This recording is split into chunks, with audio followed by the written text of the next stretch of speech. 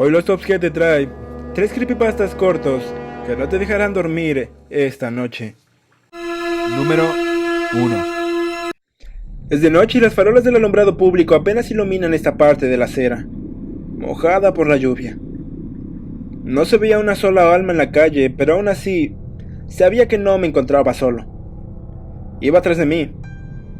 Nervioso, abrí paso entre ese tramo desenfocado entre la oscuridad y las luces, dispuesto a emprender el camino a casa.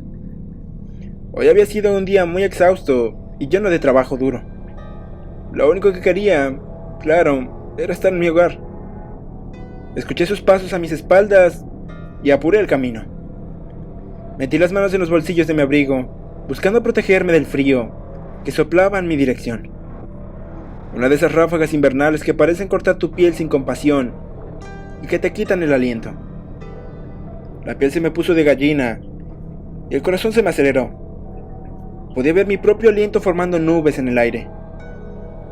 Me atreví a detenerme por un instante, atento al silencio, y entonces escuché otro de sus pasos.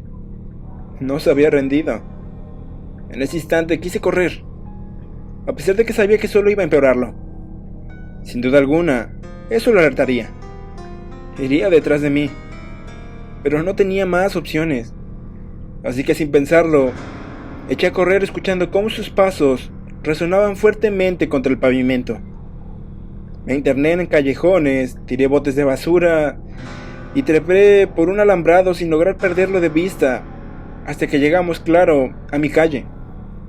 Corrí tan fuerte como pude y atravesé el umbral de mi casa, pensando que allí finalmente me encontraría a salvo. Claro que no fue así. Lo vi detenerse ante la puerta y forzar la cerradura con violencia. De modo que tuve que recurrir a mi último escondite, el sótano. Bajé por aquella pequeña puerta, salté los 2 últimos escalones y me quedé oculto bajo las escaleras, escuchándolo venir a por mí. Claro, venía muy lentamente. Primero su silueta se dibujó en lo alto de la escalinata, como el augurio de una pesadilla viviente. Palpó de manera brusca la pared, buscando un interruptor de luz hasta que dio con él. Escuché su respiración pesada e irregular.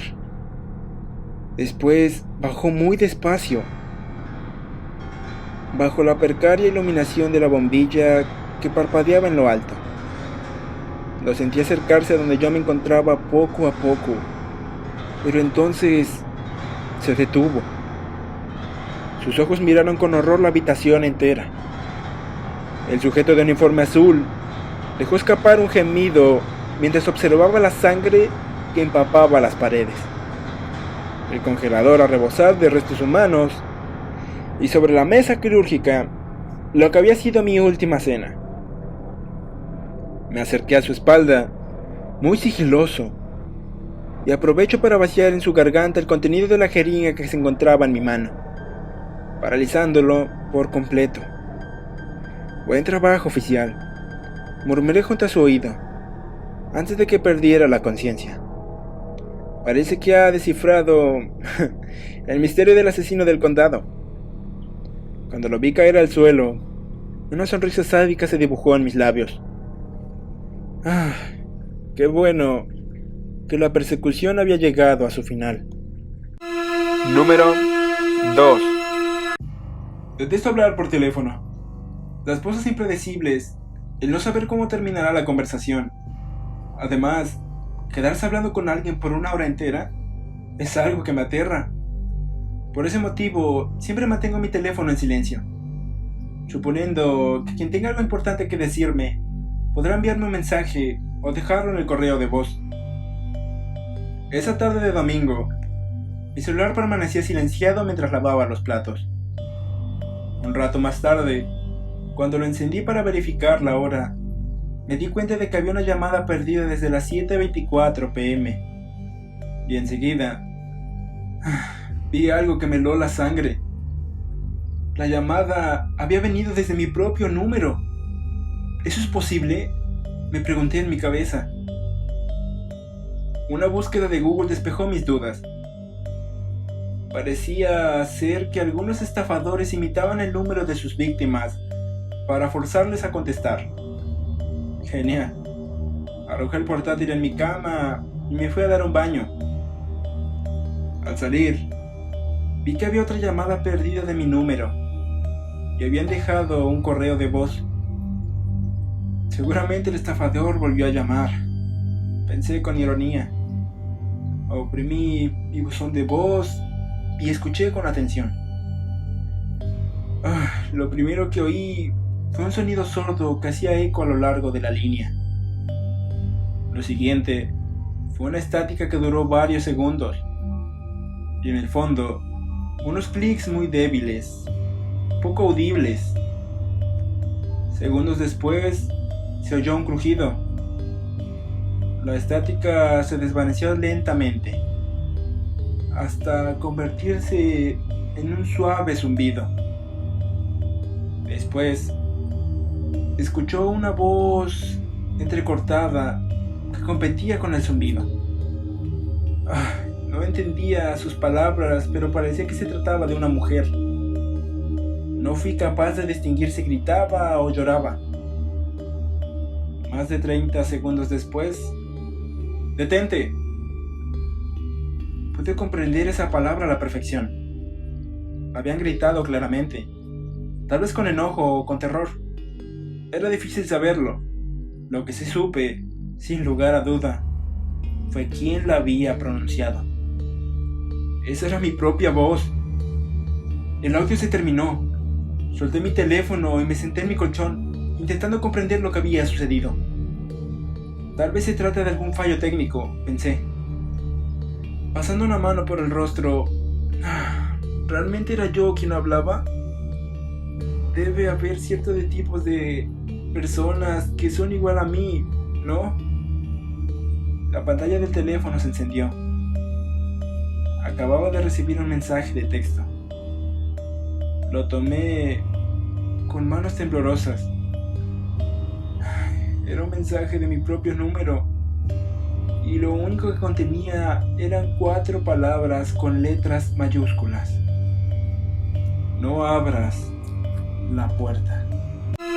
Número 3. Hace muchos años fui de visita con uno de mis primos hasta la ciudad de San Antonio, en Texas.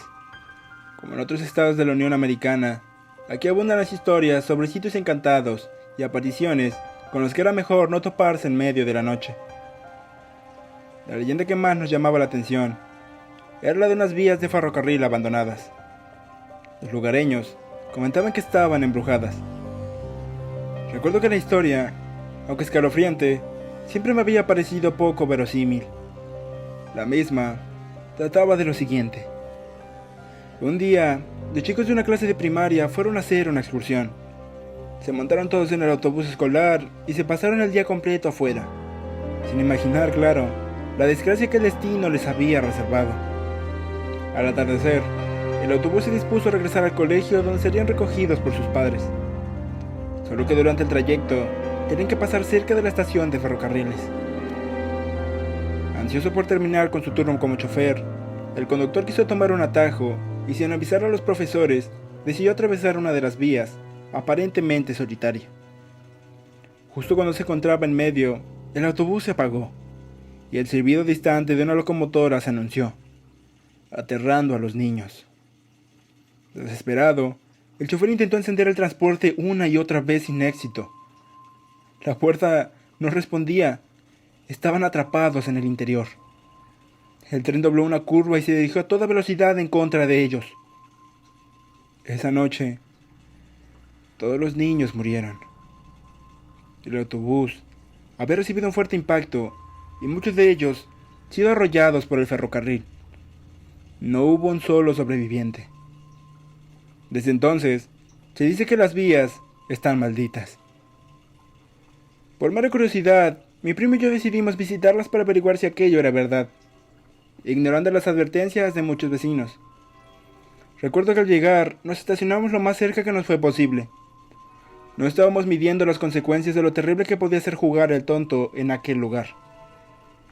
El cielo se oscureció y permanecimos allí estáticos, simplemente esperando a que algo sucediera. Estábamos tan nerviosos que cuando mi primo sugirió que volviéramos a casa, no puse ningún pretexto. Sin embargo, antes de que pudiera arrancar el coche, algo insólito sucedió. Este comenzó a rodar solo hasta las vías del tren. Aterrados, nos abrazamos y tratamos de salir. Claro, en vano. 5 largos minutos transcurrieron hasta que el coche paró de moverse y finalmente pudimos encenderlo. Ninguno de los dos pudo conciliar el sueño durante las horas siguientes. Decidimos salir de San Antonio esa misma noche.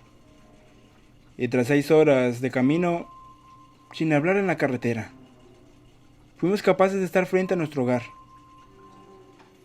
Al bajarnos del vehículo, nos dimos cuenta de que éste había acumulado una buena cantidad de polvo durante el camino. No obstante, no fue ese el detalle que nos heló la sangre. Sin dar crédito a lo que veíamos, nos quedamos mirando las ventanas con atención. Decenas de manos pequeñas se encontraban marcadas en el vidrio.